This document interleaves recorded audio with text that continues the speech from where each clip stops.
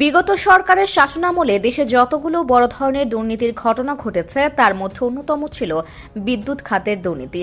ডলারের সংকট, বিশ্ববাজারে কয়লার দাম বৃদ্ধি সহ সব ধরনের সংকটের মাঝেও থেমে থাকেনি একের পর এক কয়লা ভিত্তিক বিদ্যুৎ কেন্দ্র নির্মাণ করে জনগণকে উন্নয়নের জোয়ার দেখানো। অন্যদিকে বাংলাদেশে একাধিক বিশ্বমানের কয়লা খনি থাকতেও সেদিকে খুব একটা নজর ছিল না সরকারের। একমাত্র বড় পুকুরিয়া থেকে কয়লা উত্তোলন ও বিদ্যুৎ উৎপাদন করা হলেও সঠিক পরিচর্যার অভাবে তা আজ মৃতপ্রায়। কি হবে সেই খনিগুলোর ভবিষ্যৎ?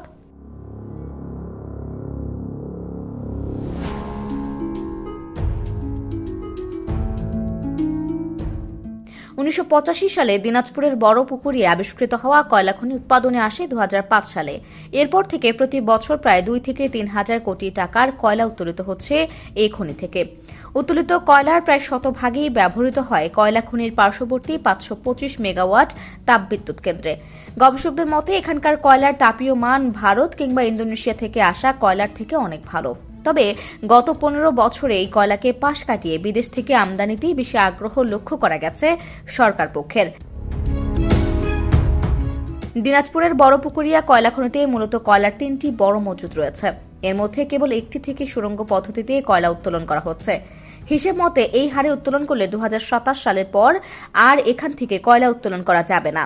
ফলে 80 থেকে 85 বছরের মজুদ থাকলেও আগামী 2 বছর পর এক কথায় নিষ্ক্রিয় হয়ে যাবে বড় পুকুরিয়া কয়লা খনি।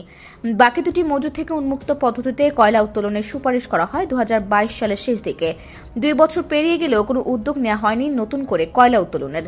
বিগত সরকারের পক্ষ থেকে পরিবেশে কার্বন নিঃসরণের দোহাই দিয়ে ধামাচাপা দেওয়ার চেষ্টা করা হয়েছিল এই প্রকল্প। অপরদিকে এই সময়ে ভারতের অংশীদারিত্বে খুলনায় নির্মিত হয়েছে রামপাল কয়লা ভিত্তিক বিদ্যুৎ কেন্দ্র। কক্সবাজারের মাতারবাড়িতেও এস আনাম গ্রুপের মালিকানায় 1320 মেগাওয়াট কয়লা ভিত্তিক বিদ্যুৎ কেন্দ্র নির্মাণের অনুমোদনও দেওয়া হয়। নিজ দেশের কয়লা খনিতে অবহেলিত রেখে বিদেশ থেকে কোটি কোটি টাকার কয়লা আমদানিকে সরকারের দুর্নীতির আরেকটি বড় উদাহরণ হিসেবেই দেখছেন বিশ্লেষকরা।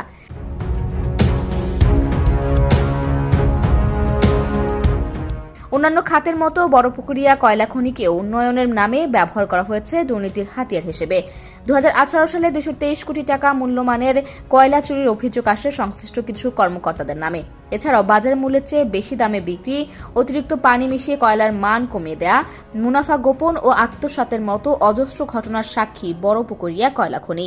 কোনো এক অজানা কারণে এসব দুর্নীতির বিরুদ্ধে দৃশ্যমান কোনো পদক্ষেপও নিতে দেখা যায়নি আওয়ামী লীগ সরকারকে।